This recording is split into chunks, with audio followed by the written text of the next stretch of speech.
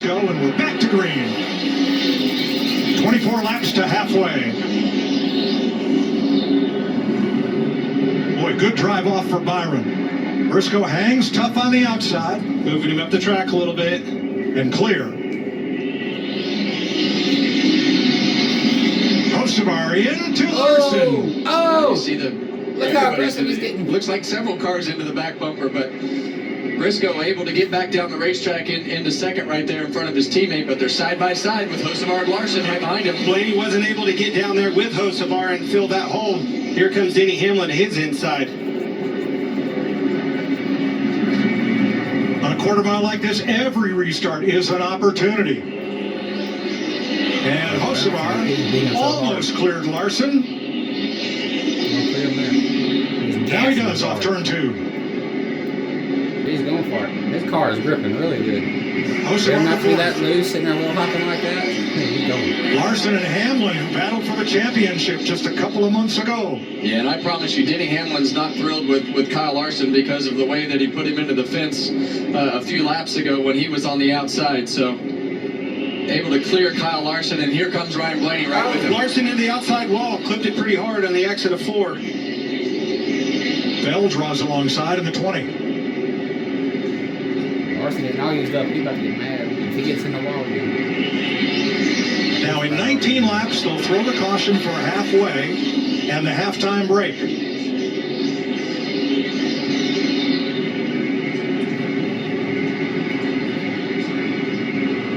And that's the unique part about this racetrack. Those walls jet out like that because that's the edge of the grandstands that's basically sticking into the racetrack. So the straightaway walls are not straight. Look at this pressure by the 19. I'm coming. Here he comes. Moves him up the racetrack, looking to the inside. Let's go. And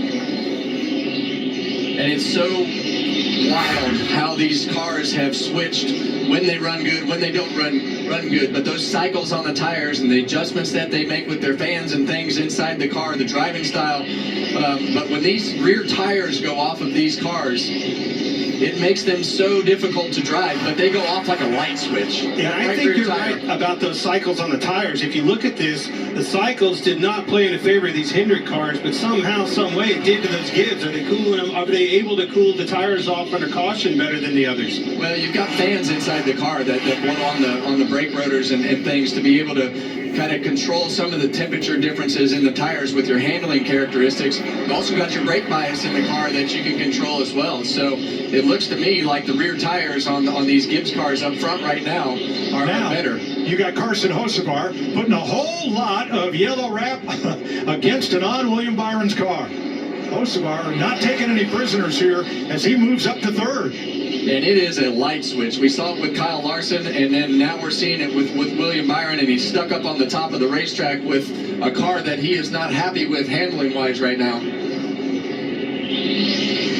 And you have no control of you just have to slow down, Clint. When you get in a position where those tires go off the car like that, it is such a difficult position from a driver's standpoint because at a place like this, there's nowhere to hide. You're in the way. You're in the way.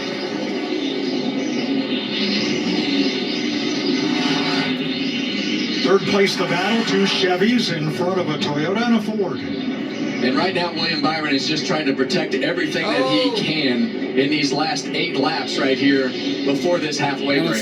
Crowd him, get him loose on the bottom. That's what he's trying to do. Oh, Blaney moved the 11 car right behind him up the racetrack, able to get the position on the inside of Denny Hamlin. You see Hamlin try to cut that angle off of the corner to keep him from being able to get that drive. But that 12 car, Clint, is always just so good through that middle third section part of the corner.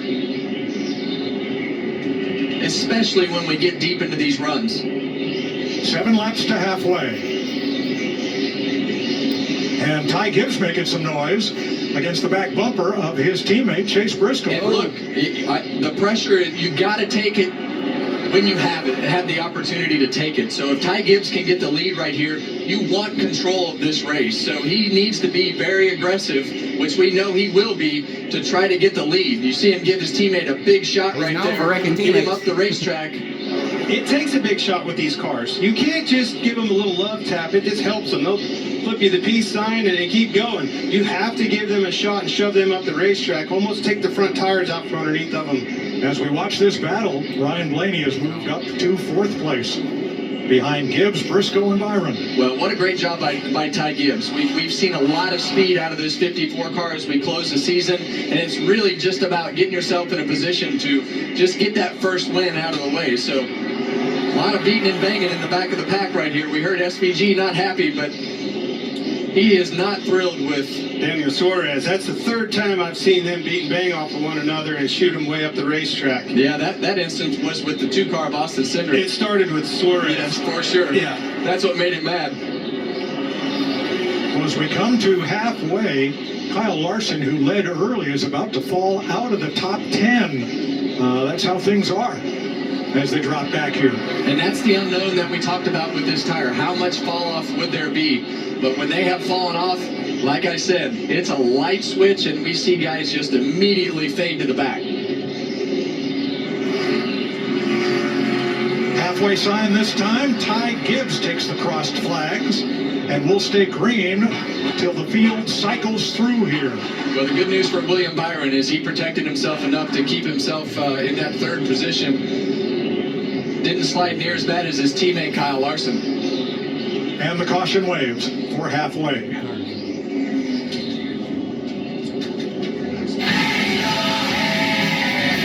Ty Gibbs, Chase Briscoe, William Byron, Ryan Blaney, and Hocevar, the top 5 at halfway in the clash. Iron Maiden. Bang your head. Nothing like Iron Maiden.